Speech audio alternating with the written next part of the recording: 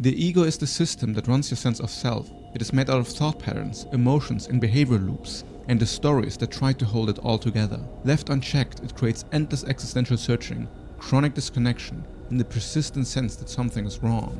That's an interesting take. So that basically says if the ego is unchecked, it will make you depressed. Authenticity is being aligned with your own internal subconscious self and your external expression of yourself.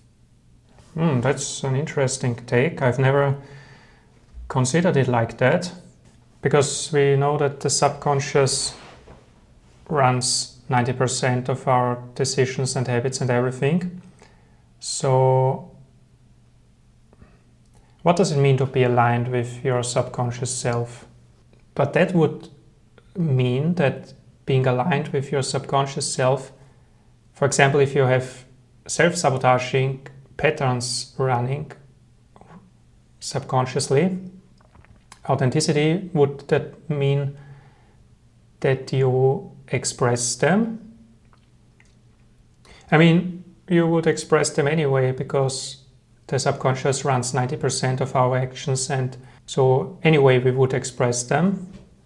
So I'm having trouble right now to understand what it means being aligned with your subconscious self, but let's hear how it goes on.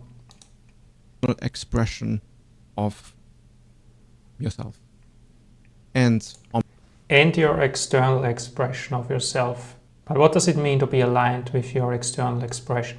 Okay, maybe I should watch the video a bit further and those questions will be answered. If you are an inauthentic person, you are likely very insecure, and you likely are socially anxious, and you likely are not very confident in yourself. Yeah, here's the first problem. If I don't yet understand his definition of authenticity, I cannot verify if that makes sense for me or not. But let's just continue. And you likely suffer existentially, and you likely don't really know how to orient yourself in life and time and space.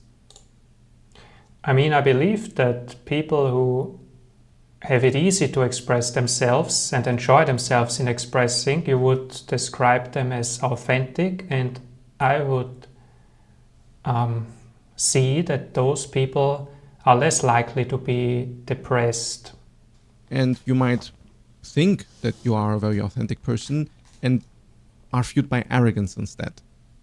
And this arrogance is usually to mask the insecurity underneath. So there are people who seem very confident, who seem very authentic, but it is all born out of this insecurity of being seen for how they really are, and therefore they basically overcompensate with.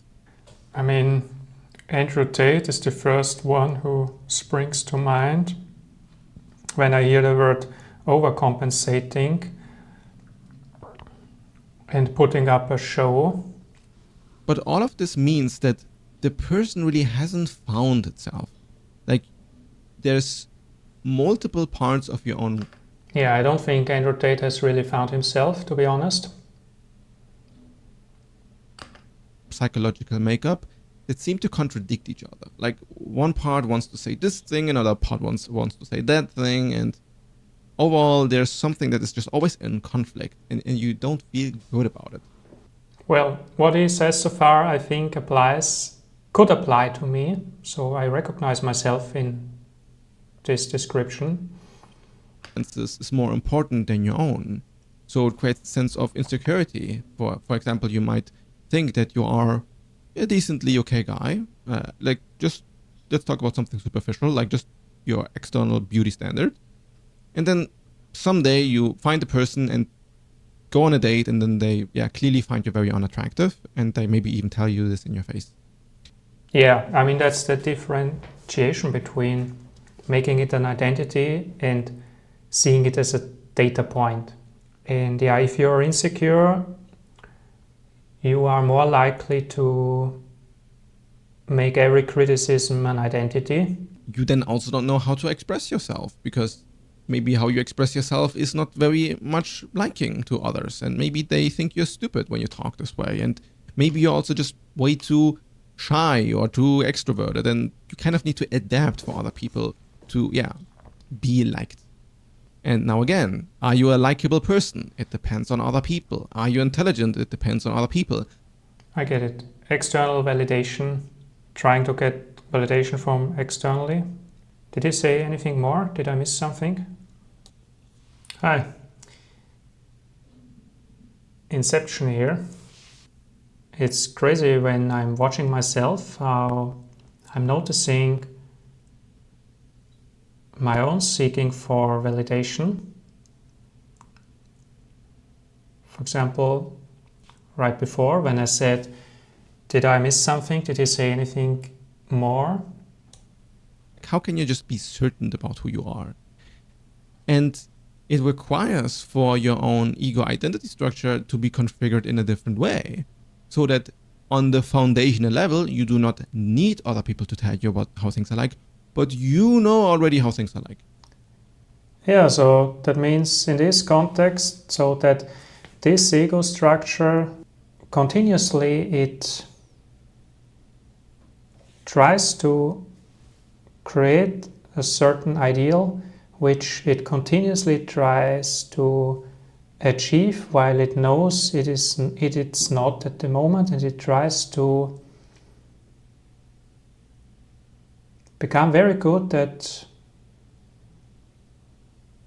achieving something which is currently not, and that makes it extremely difficult and tedious and straining for it to operate, because it is under the assumption that it's currently not good enough, but it has the version, but it thinks there is a version that is good enough, and it creates this version that is good enough in real time. And this is so much cognitive load that it's impossible to operate, basically. And that's why it's so exhausting for this ego structure to operate. So the solution to this is that it no longer thinks that itself is not already good enough, and so then it doesn't have to create an ideal version that it's currently not, and it doesn't have to invest extreme amounts of mental resources into this process. Find a way to make this solid and true to you. Now, what is going to happen is that you're going to express yourself authentically. Because confidence is something that you have in your hands completely, I would say. So if you are confident in yourself, you just are. You don't need any external validation. But with some certain skills, actually, you do need to develop them, like singing or dancing. Just because you believe you, or maybe it even works there. Maybe you define it as a new way of dancing, and you do your silly dances and you say that's the best way. And then people are going to believe you, and they really enjoy it too. Still, it might not be all the people, but at least some of them. And you don't need anybody to tell you that. I mean, getting feedback is helpful because you're like, yeah, I guess I need to see where this is coming from, but it doesn't define you. Now, how is this omniscience? Like, you know more about yourself, but it's not omniscience. Well, the ultimate level of authentic expression, being fully sovereign in your own mind, being completely shameless in who you are and committing. I think I know where he's getting it. So knowing yourself completely will give you a lot of confidence, and well, you basically become super authentic, because You know all your flaws, all your shortcomings, all your skills, strengths, and you can define it like you want, basically. Right now, in the rendering of your own reality model, you do actually know everything you could possibly know. That's also where this, seeking mentality kind of stuff starts to dissolve. Because instead of imagining living a better life or a different life or being enlightened in some, ultimate way, you think, okay, wait a minute, like everything kind of is how it is from its own vantage point. So everybody or everything knows itself perfectly from its own vantage point. And all the mind really does is doubt what it already knows. But what about doubt? What if I know doubt is here? I mean, there still can be doubt, right? There still can be conflicts, inner conflicts going on, no? And you may be unsure which direction to go, or you're trying out different things. But you can say this is authentic as well then.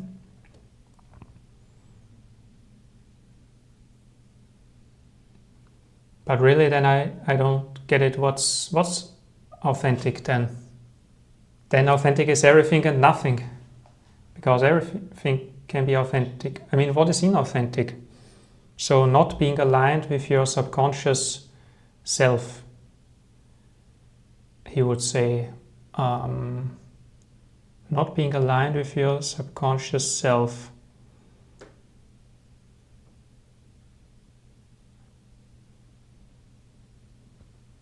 Yeah, so basically not being aware of what's going on in your subconscious mind, I would say. And I do agree that it's super important to become aware of your subconscious mind and processes in order to become as authentic as you possibly can. Written, by the way, that you can, read. So what happens is that the sense of omniscience becomes deeper and deeper the more you actually allow yourself to admit how all-knowing this really is. Because if you watched, my... I mean, local omniscience is good here because you know everything that's going on inside you and not everything that's going on in the universe. Last episode about knowing without belief systems, you know. But what if you discover that once you know yourself fully, you know everything in the universe? Could be connected to the Akashic records, or when you go deep enough in meditation, maybe you can become absolutely omniscient. Who knows? Know that when you truly know something, it is not different from... Maybe there's only you. Maybe there's only your consciousness or this consciousness. From being the thing. And if you truly are yourself fully, 100%, without internal friction or denial, then you are completely aware of yourself while also completely expressing yourself exactly for how you are. So your subconscious and your expression is aligned because there's no gap in your knowledge.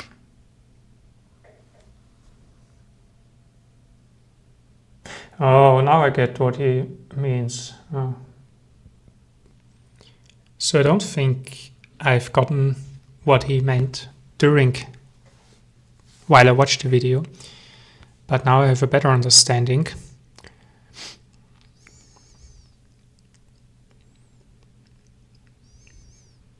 It's basically more an acceptance of becoming aligned internally with what you already know, basically expressing what you feel in the moment. That's the best way I can put it.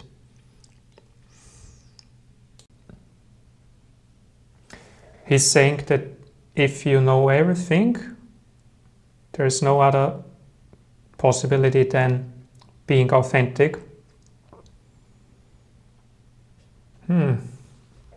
So really, maybe he is right. Maybe the quest for authenticity is the quest for reducing gaps in knowledge about oneself and the world. Yeah, I like that actually. I like that. You are omniscient. And also the direction in moving that is already authentic.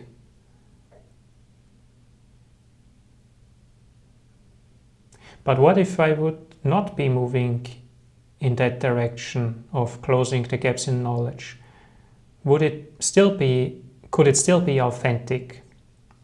And I would have to say yes, honestly, because I wouldn't say that everybody is inauthentic just because they are not pursuing knowledge first. But maybe everybody is pursuing self-knowledge. Yeah, I actually think everybody is pursuing self-knowledge, even if they are aware of it or not. To some extent they are. So actually I like this approach, this view of his. If you are full of doubt in your own personal mind, like if you listen to what I'm saying and you like question it and think about it and stuff, you can catch yourself like having your own egoic resistance towards what I'm saying here, because the ego thrives on the instability of your own architecture in a certain way. Because if you are uncertain about your sense of identity and your structure is kind of full of doubt and skepticism towards really knowing who you are, then there are probably things about yourself that you are hiding. There are probably things about yourself you rather do not want to know.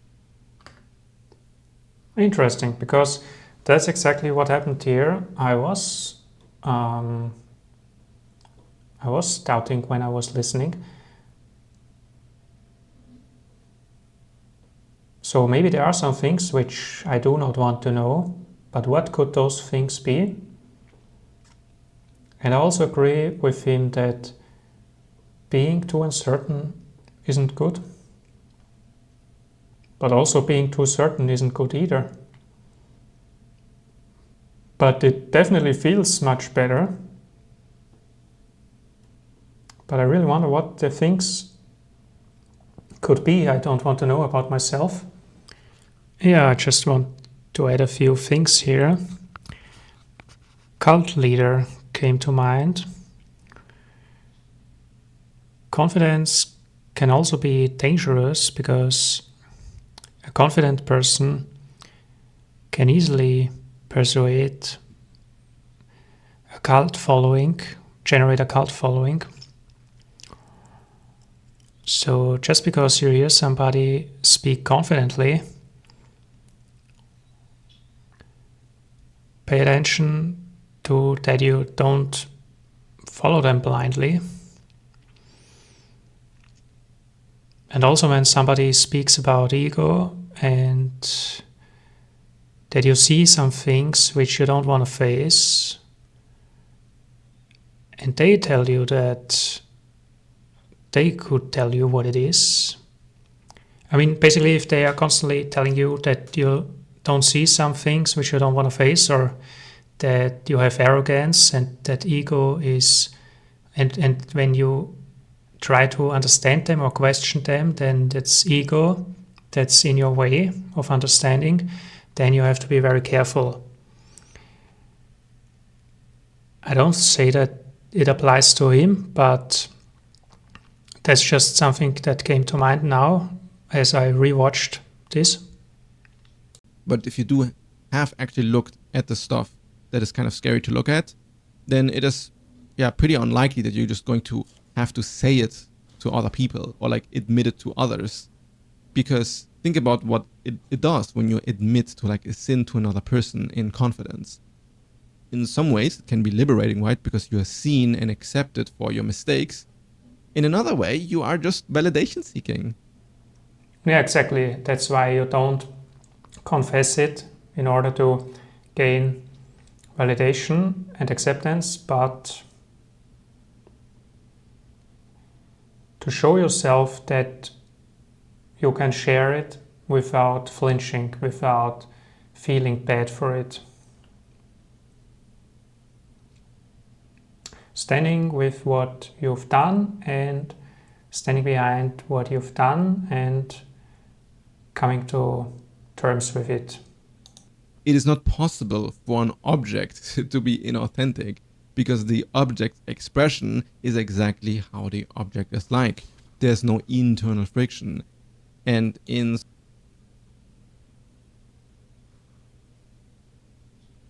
yeah, kind of like how nature cannot be, how animals cannot be inauthentic. But that's really interesting.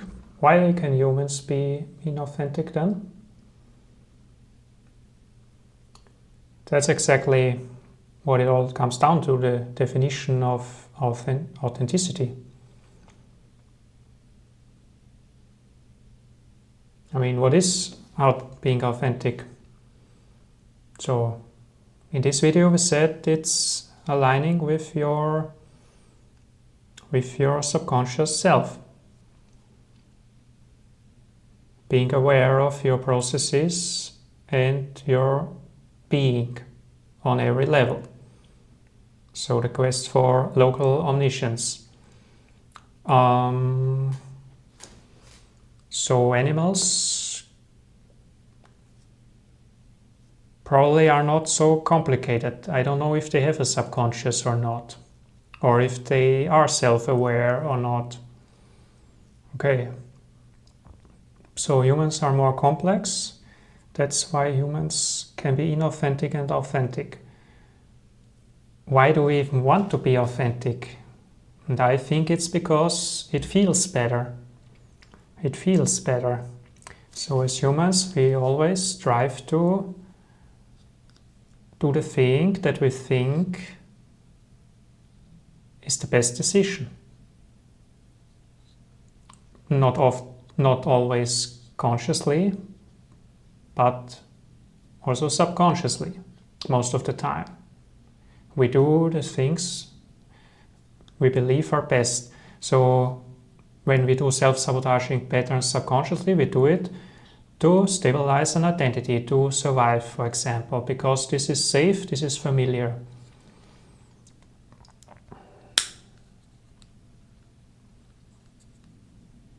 So authenticity really is actually finding your expression which will fulfill you. This would be my definition. Being authentic means you found an expression that fulfills you. Yeah, I actually like this, that authenticity is the quest for self-knowledge and closing the gaps in knowing yourself. I really like that. So yeah.